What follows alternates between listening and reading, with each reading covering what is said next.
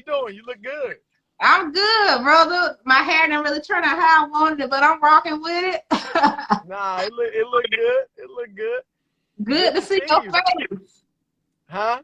I said, good to see your face. I know. It's been years. You know? I left ESPN and you ain't had no time for me.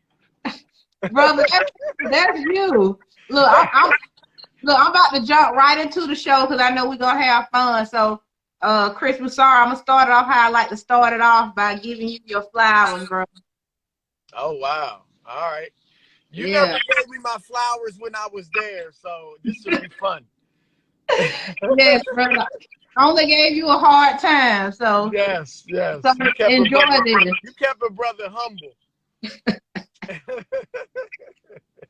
Okay, here we go. So, you know what, Chris, the reason I love you is because our banter right here. You know, me and you just connected as soon as we met each other. I don't remember the first time we met, but like, you know, I you something. think I think I was coming off of Sports Center, and this is before they even had the new studio. It was in the old studio, and you were offset, and you asked me, you know, you were doing the mics and all that stuff. And you asked me if you could talk to me about, because you were interested in getting, you know, in front of the camera or on radio or TV or, you know, things like that. And you asked me if you could talk to me about that. That's what I remember.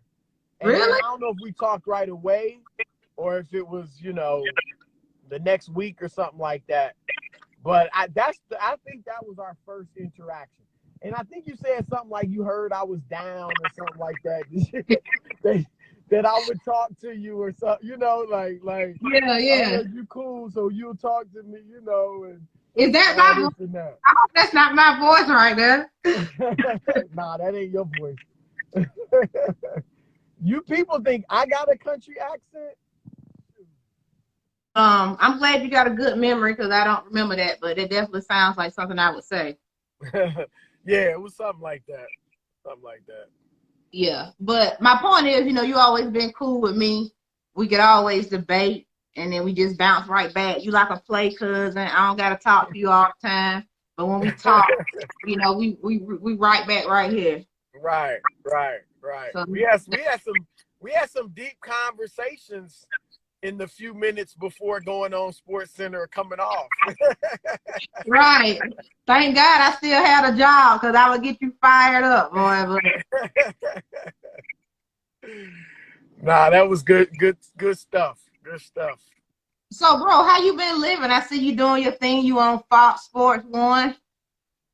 Man, Bro. everything is going great. I got no complaint. You know, as you said, I'm on Fox Sports 1. So I'm on all our shows. You know, I mean, there must be 30-something people there from ESPN.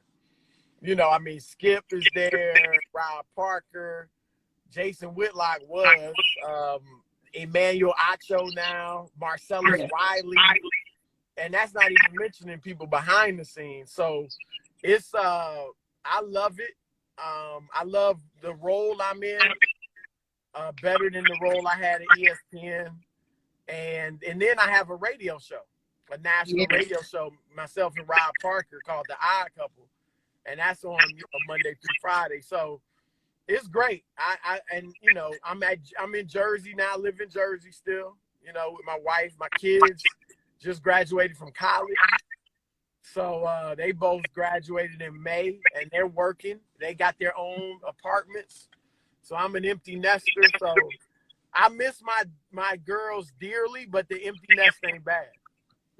Look, I know one thing about you. You didn't play about those girls. I said, if anything, they're going to be raised right because you weren't playing about them. Right. Hey, you know, and it's a trip because, you know, unfortunately, so many kids and girls don't have a dad. Yeah. That, you know, we always had a cliche about, you know, sitting there with the gun when dudes come over. But I didn't have the gun, but I would, you know, meet the guys that they dated and take them out for coffee and talk to them, and, you know, and that old school stuff. but I still think that's good stuff to do. Because, you know, I thought about it when I was a kid. If a father would have sat me down and talked to me before I went out with his daughter, and, you know, about how to respect her and so on and so forth, that would have made an impact on me, you know, and it would have affected how I dealt with her. So that's really what I wanted to do. Yeah, I mean, kind of jumping all around here, but you know, you so into, you know, just trying to be a inspiration and a good black man, like being a black father. How important is that role to you? That role was for you when they were in the house, especially, you know? Yeah, I mean, I think that's critical. And I think for all of the challenges that we face as African Americans in this country, I think that's one of our biggest, that is arguably our biggest obstacle, is the fatherlessness. And so I hope that we understand that just getting Trump out of the White House ain't gonna solve all our problems. You know what I mean? And that's nice and all, but we have to rebuild the black family. And there's a lot that goes into it. You know, some of it that we got to remove the systemic obstacles in the way of black fathers and black men having equal opportunities to education, to good jobs, you know, so that they can, you know, adequately provide for their families. And even brothers coming out of incarceration, you know, have to be given a second chance so that they can get back in their kids' lives and things like that. So it's more than just man up, be a father to your child, but that is an aspect of it. And I just think that, not that fathers are perfect, you know, all fathers aren't going to be perfect and some going to have their issues, but our family structure has got to be rebuilt with the father, the mother, and the children, because we're going to struggle badly without that. I want to ask you, and you're the perfect person to answer this question. What can a father, an active father, teach their child, a daughter, that the mother can't teach? Like, you know what I'm trying to say? What can you give your daughter? Because I think a lot of people need to hear that. Yeah. Well, the one thing is, and this is nothing against single mothers, like I actually having children, I gained more respect for single mothers once I became a father, because I couldn't imagine, like I had my wife, we're married, and when I need a break, an emotional break, she's there to handle them. You know, when she needed an emotional break, I was there. And as a single parent, mother or father, you don't get that emotion. You know, you can't get an emotional break. Like you're always just dealing with it. And so I shout out all the single mothers and fathers, particularly mothers doing great jobs.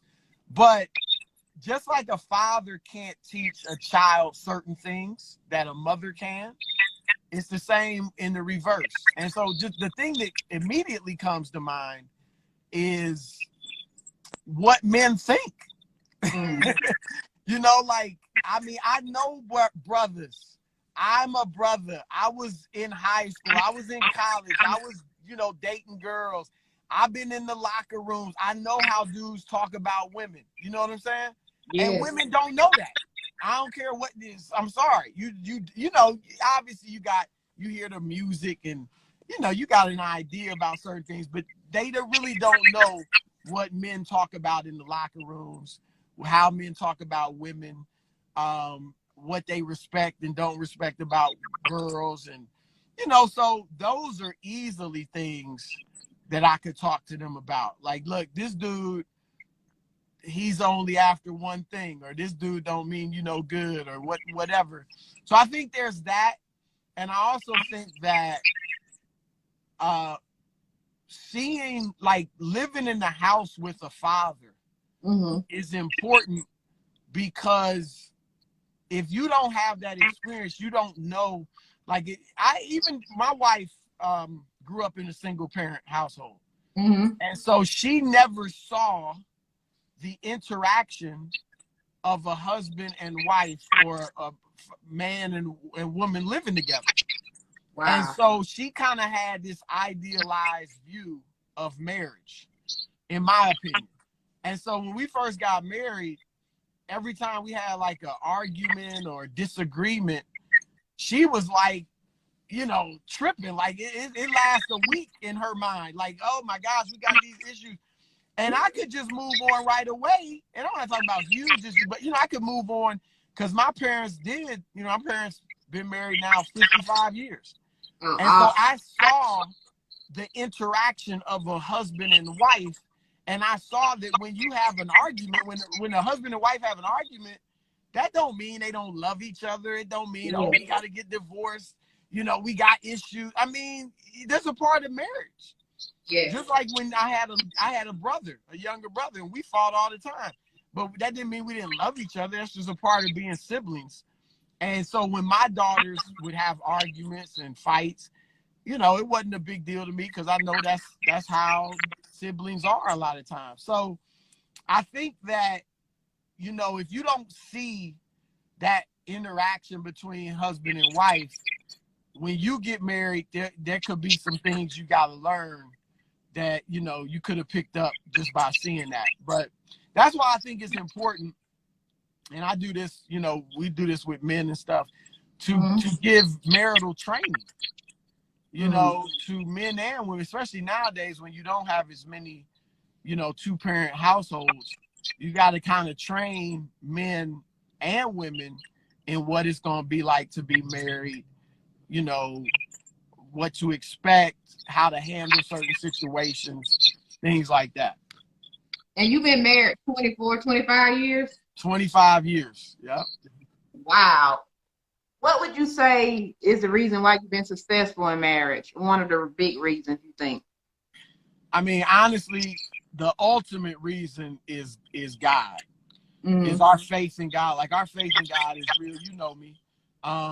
And so we both are on the same wavelength as far as our faith in God and our beliefs in God. So if I like trying to follow God in the word, the Bible will keep me in check, you know? So if I'm doing wrong, then I know I got to answer to God and his word. So that's going to keep me. I mean, we've had arguments. I've had to come to my wife and be like, you know, I'm sorry. You know, I was wrong. You know, unsolicited. It just happened a few weeks ago. I came to my wife like, you know, we was in an argument, tension between us, and I wanted to play games. You know, like, oh, okay, I'm going to show her. Like, you know, but God convicted me like, nah, dude, you know, that ain't, it ain't about playing games, you know? So I had to go to her and tell her, you know, and apologize and, you know, get things right and vice versa. Same thing with her. So having that fear of God and that faith in God keeps you in line in our experience, kept us in line and has kept us in line so that, you know, that helps, you know, that helps you, you know, work things out and get over arguments and disagreements and things like that. So, yeah. Look, so I know you're a well-known Christian, but I want to know, I mean, you could have connected with a lot of other religions. What was it about Christianity that just resonated with you? Well, for me, I mean, I think when you look at it objectively, the gospel, it's like, it's almost I think that it is what's the word I'm looking for? It's like an irresistible doctrine. The doctrine of grace. And we all need grace because all of us have sinned and fallen short. And now, it doesn't mean once you give your life to Christ that you just go on sinning and, you know, bugging and mocking God and all that, just like you and I are friends. But if I was smiling in your face, that's my girl, Kera, dangerous, blah, blah, blah. But then behind your back, I'm doing all types of stuff against you. You know what I'm saying? That's not cool. And you're not going to be mocked. You're going to be like, look, nah, dude. Well, we can't mock God either. We can't be talking about we love God, we love Jesus, we in church and all this. But then outside of church, we bugging and we going against his will and all that. So I think, but there is grace. And so when you think of you think about the doctrine of grace, I have sinned. I know I've committed sins, and those sins keep me, away from God. Well, if I accept Christ, he paid the price for those sins. So now those sins no longer will keep me away from God. And I can have this personal relationship with him here on earth, but then also I can live with him eternally in heaven.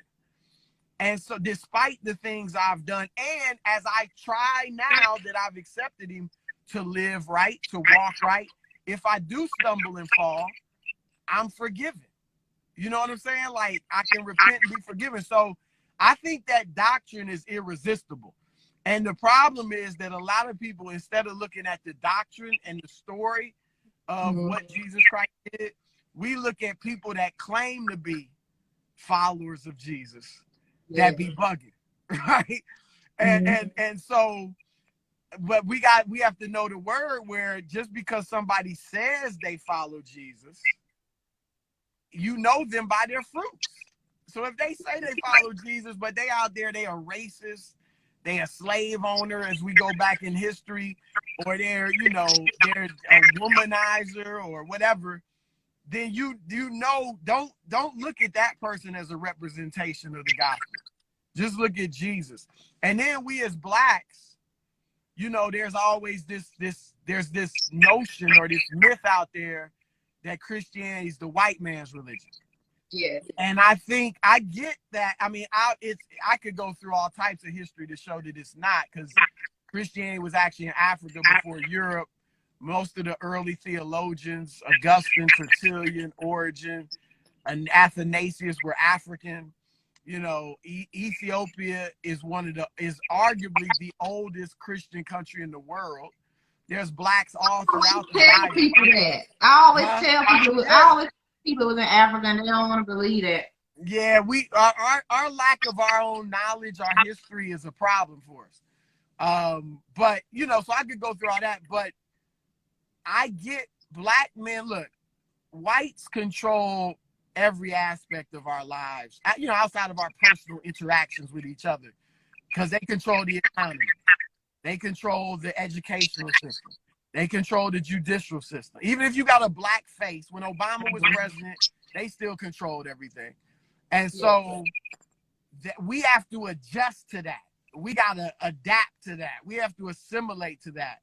And a lot of people, if they feel like Christianity is the white man's religion, they feel like, look, this is the one area, my faith in God, my spirituality, that's a personal thing. And that's one area where the white man's not going to have control over. I can go to God for myself, which I respect and I agree. But that's why we have to understand that it is not the white man's religion. And so if we can remove that barrier that keeps a lot of brothers from Christianity, and then they just look at the doctrine, just look at the gospel. If they just look at the gospel for what it is and stop thinking of it as white or whatever, then they can't. How you gonna resist that doctrine? Because I've heard brothers that aren't Christians, and I'm sure you have too. They might be Muslim. I've heard Farrakhan talk about it. He's Muslim. They don't have that doctrine of grace in Islam. But soon they talk about the grace of God, as soon as a brother that falls, makes a mistake, and does something wrong, he's not a Christian, but he's gonna be talking about, well, I'm a sinner and I need God's grace and forgiveness. That's a Christian doctrine. That's not in other religions. And so I think if we can look objectively at what the gospel is, then you'll see, man, who wouldn't want that?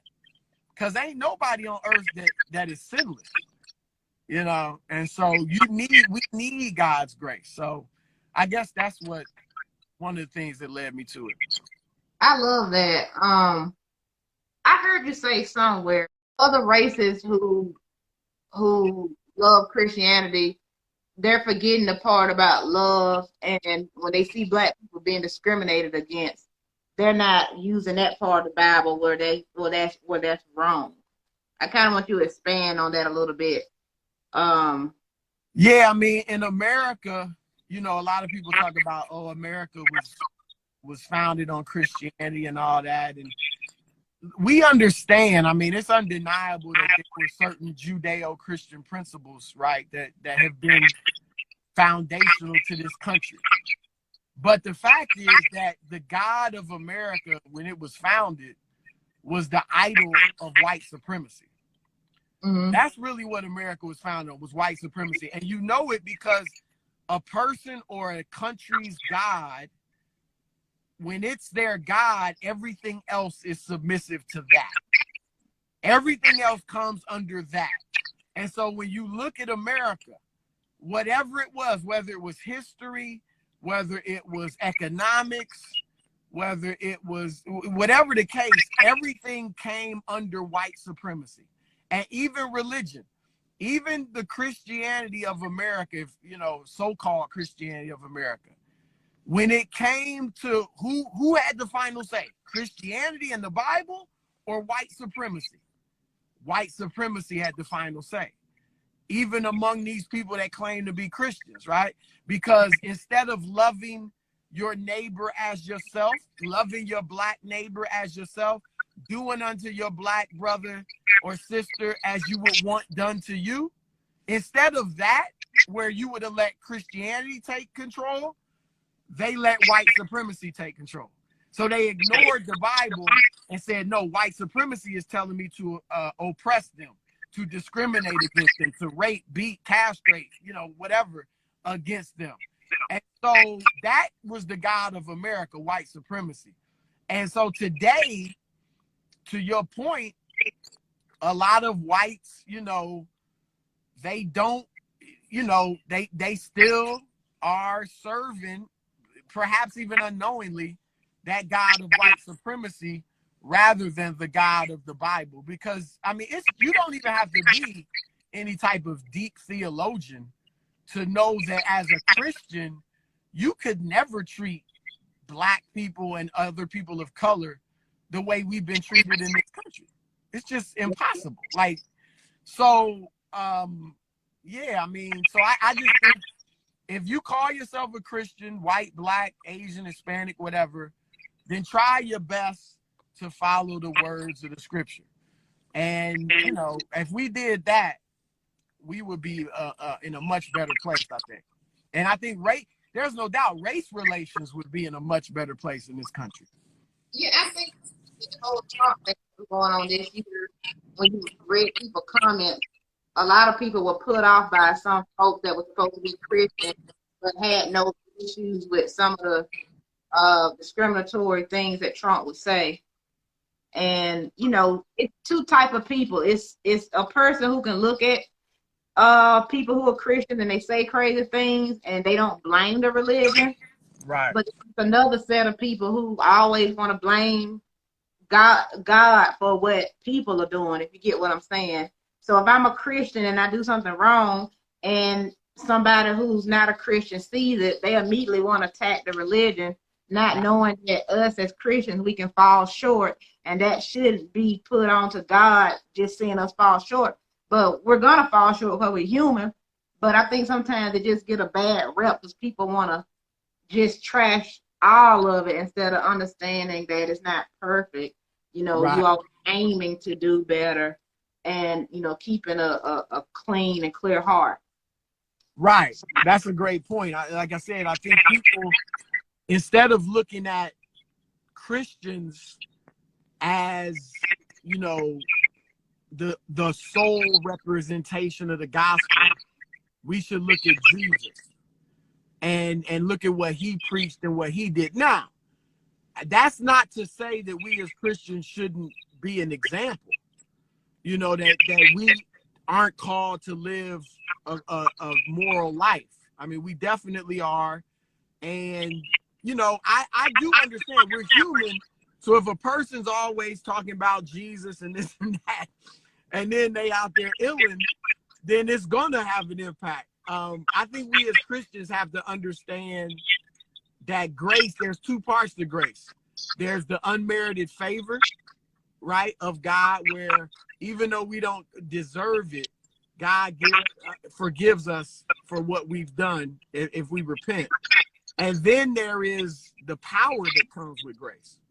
Like Titus chapter 2 talks about the grace of God teaches us to say no to ungodliness and worldly lust, and teaches us to live a self-controlled and upright life. So the grace of God is not just I forgive you, it's also that I'm giving you the power through the Holy Spirit to actually live according to my word, to actually love your neighbor as yourself, to actually be faithful to your spouse, to actually, you know, have compassion on people and stuff. Now, as we strive to do that, if we do fall and make mistakes, then we'll be forgiven.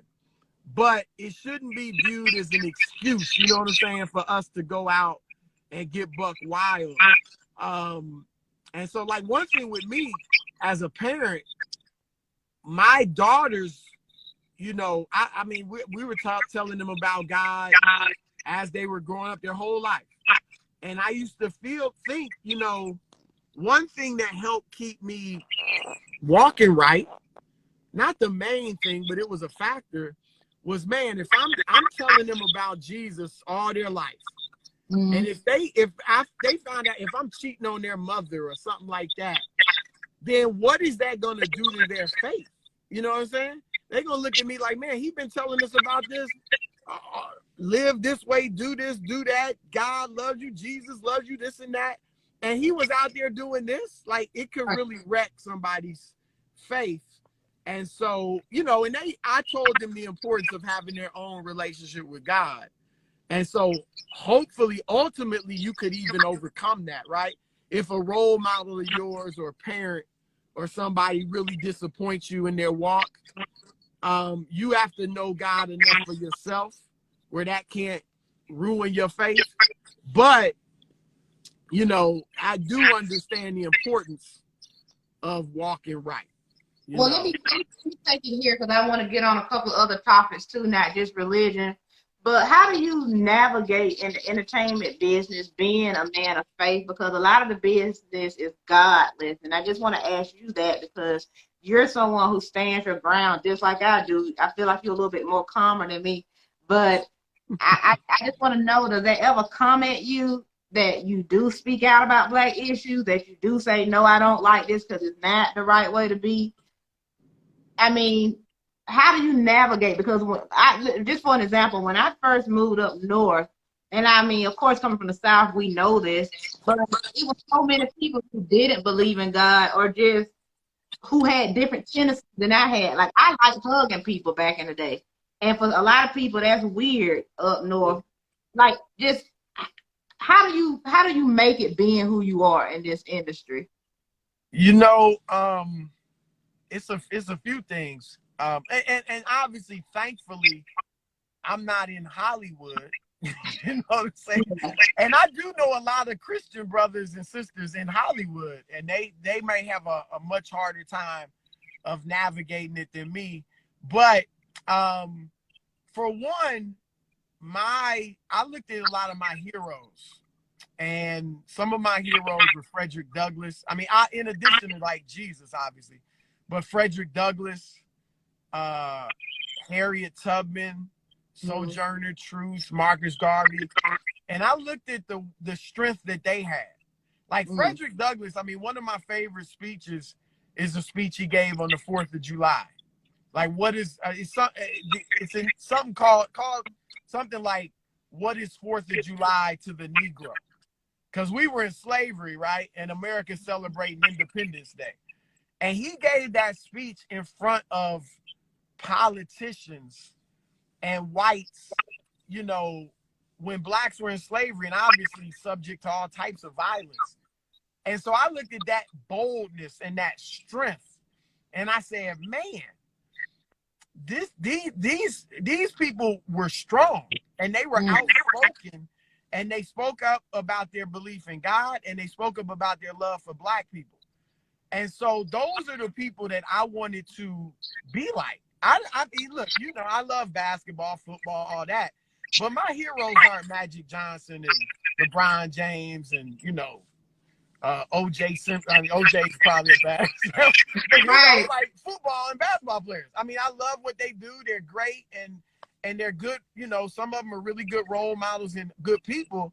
But I was looking more to people like I said, Frederick Douglass, Marcus Garvey, real freedom fighters for Black people, you know? And so looking at their strength, if they could have that type of courage back when you might get lynched, you might get killed, you know, and really nothing done about it. I said, man, I should be able to be bold, you know, about my faith and speak out. And yeah, you know me, you've been around me up at ESPN. I don't throw the Bible at people and, you know, preaching all the time. But when the conversation goes that way, or when something comes up and there's, you know, an opportunity that's natural, then I will talk about it. So I think that's one thing. And well, let me hit you with this. Your skin looking so good, brother. What you doing? You looking young. Got the haircut looking good, bro. I don't know what that is. I don't know. You know, they say Black don't crack. I know I'm melanin challenged, but I got a little melanin. So I guess, you know. Yeah, like Chris, one of these people, I don't know where he really from, because I think you tried to play me like, one day you from the north, one day you from the south. Like, where are you? I was born in Louisiana. Okay. I grew up in the Midwest. I moved around a lot. So I mostly Ohio. But like I was a baby when we left Louisiana. But we would go back all the time in the summer. And then a lot of people from Ohio, a lot of Blacks are from the South. So I think that's where I kept the accent. But yeah, I mean, I lived in Ohio, Indiana. I even lived in Iowa for a couple years, Syracuse, New York, you know, and so, but mostly the Midwest is where I'm from. Yeah. Yeah. He a little, I don't know, dog. I don't know. I mean, that's where I grew up. I mean, I lived in Syracuse, which I guess wouldn't be the Midwest, for a year and a half. That's it. Other than that, it's all Ohio, mainly. This man up there for like 3 or 4 different places since I knew him, y'all. I swear, like. Oh, I got a question for you, because you so light bright. Okay, I want to know, what kind of discrimination did you get for being so light skinned? Among Blacks? Sure. I think for me, it was yeah. I saw both sides. You know, I'm trying to think among Blacks. You know, look, you know how it is. I didn't understand this as a young kid. I didn't understand the color complex in the Black community, you know, the light skin, dark skin. Because for me, growing up, like in Cincinnati, Indianapolis, most of the Blacks that I knew weren't light skinned like me. You know, I mean, I wasn't in the South Creole where the Creoles were, you know, in Louisiana. So I just thought of myself as Black, and I was just like my dark skinned brothers and sisters, light skinned, whatever they were.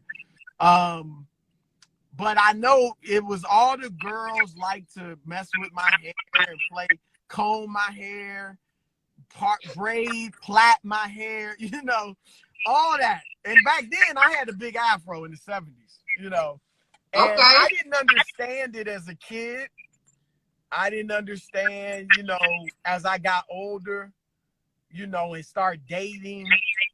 And the brothers was like, yo, the girl's gonna like you. And I didn't know it was all light skin. You know what I mean? I didn't know all that until I got older. But I think that color complex is a problem in our community. The reason I picked it up, Chris, is because I really don't like to talk about colorism, because it sparks so many emotions, because I've always been a person who I'm very not compassionate, but I empathize with darker skinned women. But sometimes I've seen threads where they coming at lighter skinned women, and I feel like they don't want to.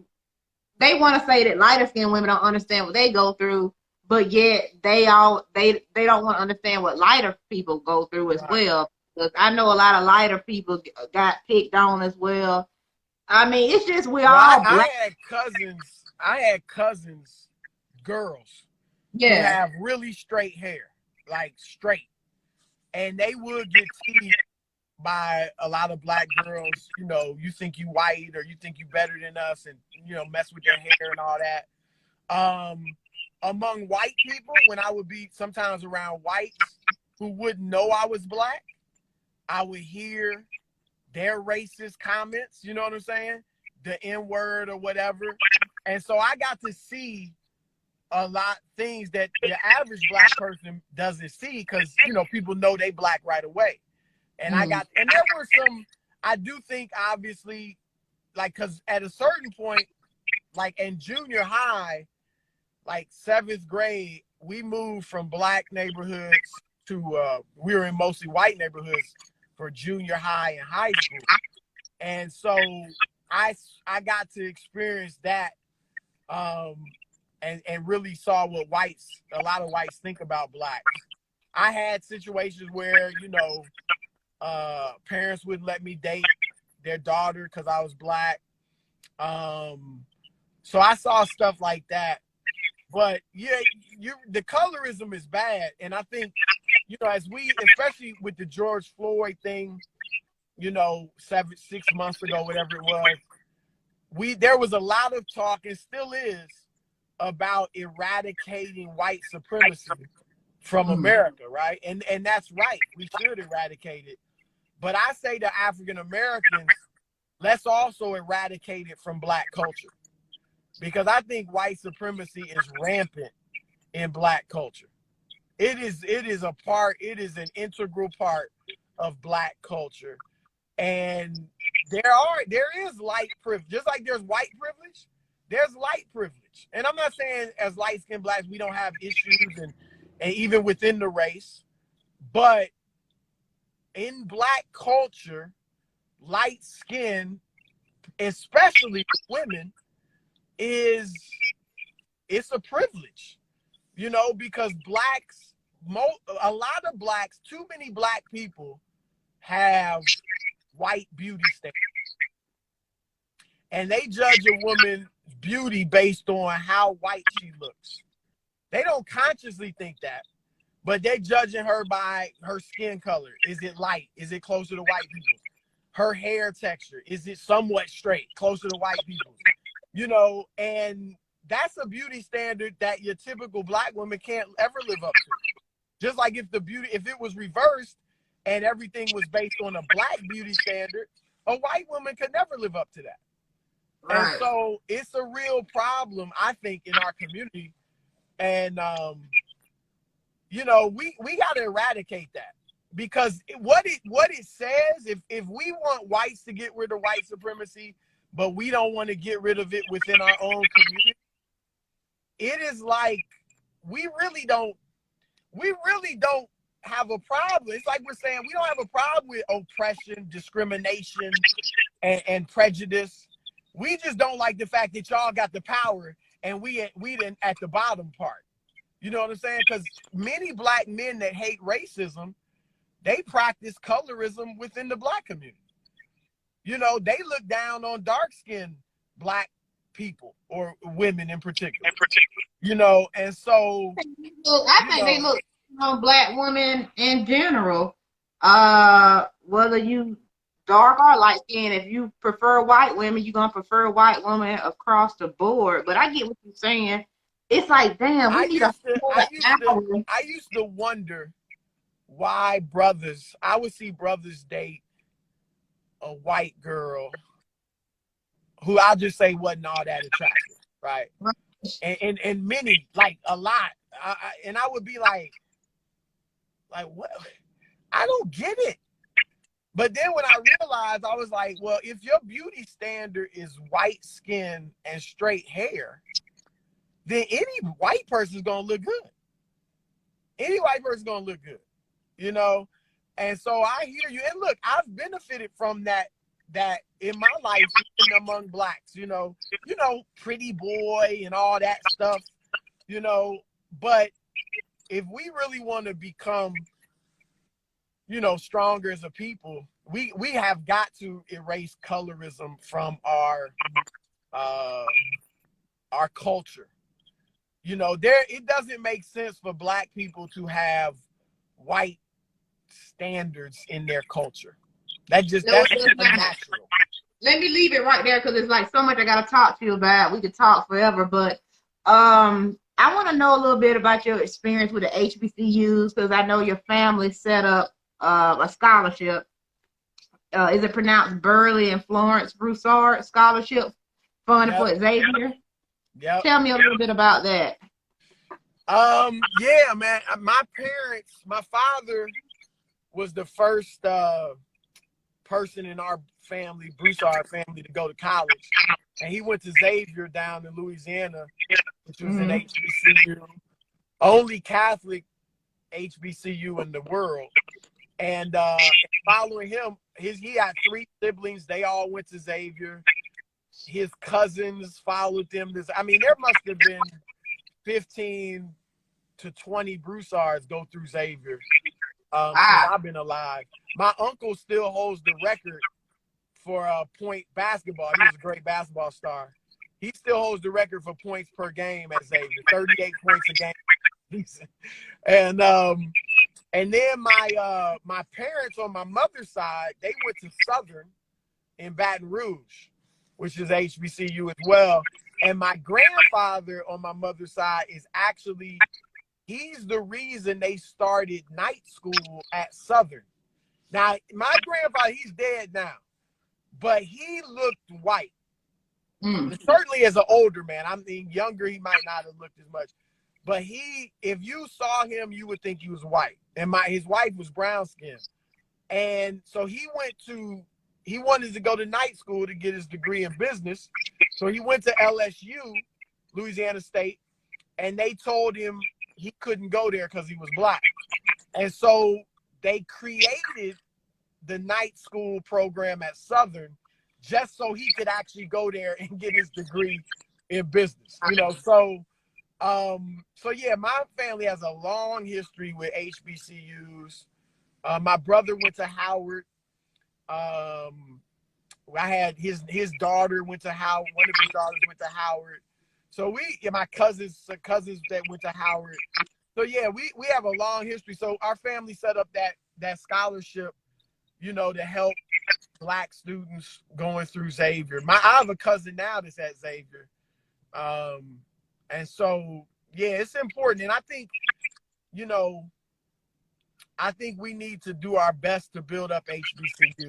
And to be honest, too, all these white colleges that make apologies because, well, we benefited from slavery. Like most American universities that were created before the Civil War benefited from slavery. And that includes almost all, if not all, of the Ivy League schools. So Harvard, Yale, Princeton, they've all apologized for benefiting from slavery, right? But I'm going to say, let's take it a step further because the apology don't really do nothing. They should give some of their endowment to HBCUs. I mean, and that should become a demand or a push from African-American people. Because Harvard, I'll give you a quick example. There's like about 102 HBCUs in the country, and they have a combined endowment of $2.1 billion. Howard's the highest at like 600-something thousand. Harvard alone has an endowment of $40 billion. So one school has an endowment that's 20 times more than all the Black schools combined.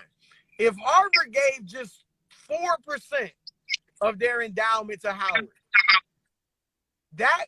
Howard's already a really good school, but you could turn it into Ivy League quality, you know? And so we have to start demanding this. And I think in this push for racial equality, a lot of people don't really know what it should look like. Like you got a lot of like this book, White Fragility and all that, just telling white people, accept that you're racist, accept your privilege and just, you know, fight through it the rest of your life. No, I don't know. Give us the capital and the resources to compete in a capitalistic society. That's all we want. I really don't care how you feel. I care when you have the power to hinder my life, to ruin my life because of your prejudice.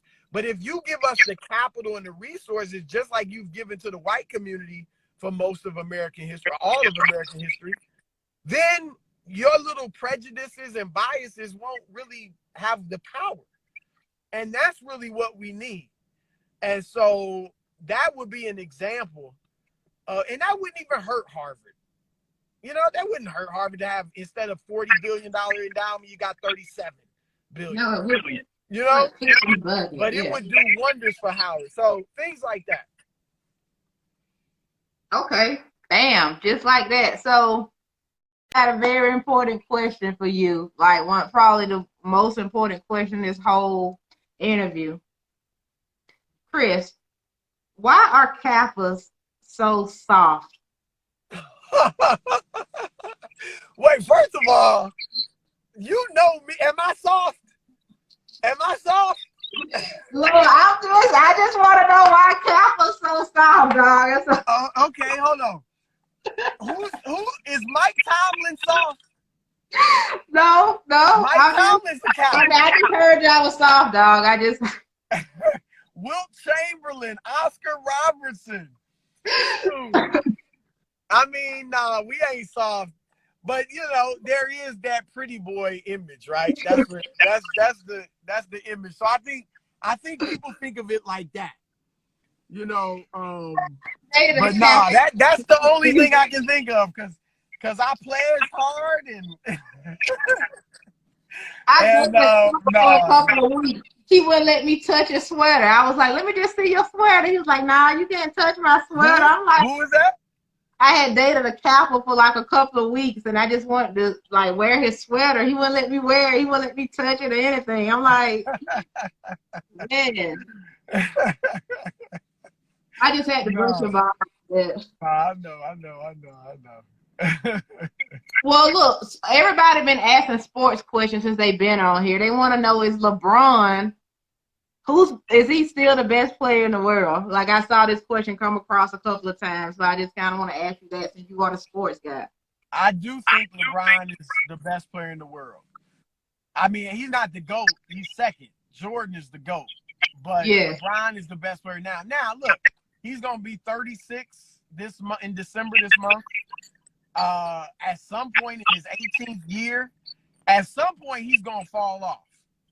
And so will it be this year? Will it be next year? Who knows? But he was the best player in the playoffs. He was one of the best players in the regular season. Giannis was MVP. I voted for Giannis. But LeBron showed in the playoffs that I think he's still the best player in the world. And so the Lakers should be that favorite to win it again, as long as he doesn't fall off too much. Now, he may fall off a fraction, and that's fine. But as long as he's still one of the top 3 to 5 players in the world, I think the Lakers should win it. Why in the hell what's the little light-skinned dude? Because my team that just hurt his leg with Steph Curry. Why was he playing basketball in England? Klay Thompson. Yeah. Oh my God. So what's going on? What's gonna happen to the Warriors? You just getting in shape, you know. I mean, dudes are playing. Kyrie and KD been out there in LA playing. So, you know, it's unfortunate. It was just a freak accident. You know, I mean, there's just, you know, you gotta play at some point. And the Warriors will do well to make the playoffs. If they make the playoffs, they will have had a good season, because the West obviously is tough. And you got, as great as Steph is, think about it, their second best player is Draymond. But Draymond doesn't score. So, you know, it's not like you got a second best player that's going to get you 20. So there's a challenge. Now, I think Andrew Wiggins is pretty good. I love their draft for James Weissman. I think that was a great pick. So I think they got something there to work with. But if they just make the playoffs, I think that'll be a good season for them. Unfortunately, it's tough without Klay. While I got you here, because I want to know, I know you're going to say a championship is what he's missing, but when you see him, he's scoring no matter what.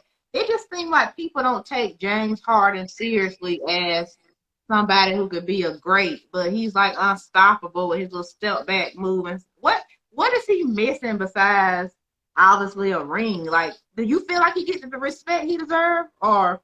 I think he does. I mean, he's an all-time great. He's going to be a first ballot Hall of Famer. He's going to be somewhat legendary for the way he's been scoring. So he'll always, you know, when you like Barkley, Charles Barkley, we all know that Charles Barkley was a great player. And I think James Harden is in that category. And if he doesn't win a ring, he'll be viewed like a Barkley type was an all-time great player. But if he wins a championship, that would take him to another level, because at a certain point, it gets to be a question. Okay, we know you're great individually. We know you can score or pass, or, you know, you can do all this. But what will separate you is you can do all that and win. A lot of dudes can do that on a bad team or a pretty good team. But can you actually do that and then win? Can you average 30 and win a championship? You know, that is the type of thing that separates the levels. And so, you know, he's a great player. I think that he's incredibly versatile. He was early in his career, but now he's become so used to just being the scorer and dominating the ball that you wonder, could he go back to playing off the ball? Could he go back? Like, there's talk about him going to Brooklyn, right? And playing with Kyrie and KD. I mean, look, you could never write that team off because of the talent. But, man, you look at it and you say, how in the world would they even play together? You know, KD and Harden could, but KD, Kyrie, and Harden, they're all used to having the ball, especially Kyrie and Harden. And so that would be a challenge. But Harden's great, man. There's no denying his greatness. I think he is probably, I would probably say, off the top of my head, don't hold me to it, but probably the 5th best shooting guard ever. And that's Jordan, Kobe, Jerry West, Dwayne Wade, and James Harden. But I think he could pass Wade if he could lead the team to a championship, but I don't know if he can do that. Well, look, I know time is running down, but I want to try to get this in before they tell me the time triggering off. The LeVar Ball and what he's been able to do with his sons, the youngest son who just got drafted and put on Charlotte. I had been watching his career. You know, he was getting a lot of flack. I mean, I heard reporters call him immature and all these different things, but I was thinking this kid was going to be good. And I noticed the last year or two, people finally start to see this kid is really great. Did you see that greatness in him as well, or were you a late bloomer to where he kind of is right now and his success, that the outlook for him? Well, I know he has the talent.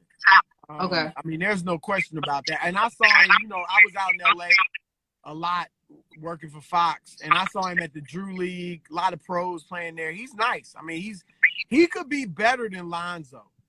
Now, do I know that he's going to become a star? No.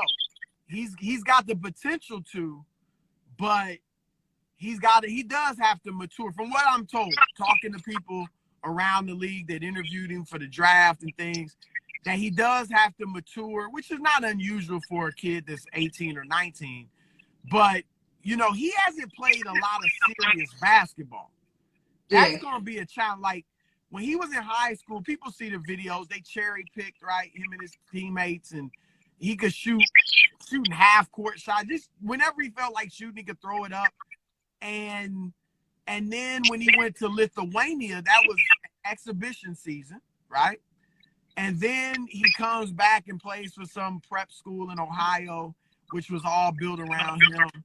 And then he goes to Australia, and the league paid his salary, and the league told the team, look, this is your starting point guard. So it wasn't like he had to fight for the position, had to beat out older men, you know, anything like that. So he really hadn't played a lot of serious competitive basketball. So I think that's going to be a challenge. Look, he's there with Terry Rozier, and Terry Rozier and some of those other players gonna really go at him, not because they dislike him, but just they're hard-nosed players. So I think that's gonna be an adjustment. What I would like to see, and this may not happen, but I think you need to, unless he's just ready right away, which I doubt. We're talking about you gotta bring LaMelo. him along slowly, because if you throw him right in there, he might not be ready. But he's got the talent. It's just the other stuff that he's gonna have to learn. All right, and we're talking about LaMelo Ball. It's so many of them. It's like, look, they're telling me in the comments you can rap. You should wrap us off of the show today. I mean, it's so much more I could have talked to you about. I didn't really get to talk to you about your King ministry. You help teach young black men about Christ. That's right. Just black men in general. Just whoever wants to join the group, men. Y'all can check that out on Chris's Instagram page. What else you got going on before we get out of here, Chris? Well, like you said, King, go to kingmovement.com, check it out. I used to be a dope MC, but I've learned to stay in my lane. I taught Kera all she knows, so you know when you hear those southern flows she got. I was one of her first fans. Yeah. And so yeah. And you know I know your boy VJ. Vanilla, big vanilla, yellow. What does he call himself? Vanilla VJ Wright. You know, he don't bump with me no more. You know what? Me and him had a disagreement, and he blocked me like a little punk. I tried to say sorry, and you know how VJ is. He'll damn near curse you out, but gonna get soft and sensitive on me, and that's again. You know what I'm saying? He must be a soft ass capper. He must be a capper. Oh man. I bet they say that because we got the Canes. I'm just busting your balls. I mean, I didn't soft, but I'm sure everybody in the group can't be soft. But y'all got some good looking brothers. But you know what, Chris? It's been so great to talk to you. You such a strong black man. You know, you real light, but you a strong black man. You never try to act like you was better than me or anybody, you know. And you know, I really appreciate that. I can always count on you, brother. That's so real. You know, I love watching what you do. I love seeing you on TV, and I be like, I know him. You know, I know that. So I mean, thank you so much. It's been great being on. I enjoyed it. I love what you're doing, your music, and even this show. I see you be having some good guests. So but keep up the hard work and keep representing, and it'll all work out for you for sure. Oh, you gotta wish me happy birthday, dog. I'm getting so old. I literally realized a couple of days ago that I'm actually a grown up. Like I'm about to be 34 years old. Can you believe that? Yeah, you know, it was a time when I thought 34 was really old, and now I don't even think 54 is old. Right. Well, that's because you closer to that age. I'm very close. But I tell you what, I think working in sports does keep you young. Okay. You know, I think it keeps you young. But yeah, you look good. Keep doing your thing. And I'll be following you for sure. All right, y'all. Add me on YouTube at Kera Dangerous Talk. Keep following up with Chris, and we'll holler at you. Next show is on Thursday with Omar Good, and don't miss that at 7 p.m. Eastern. All right, brother. I love you, bro. Love you. Peace.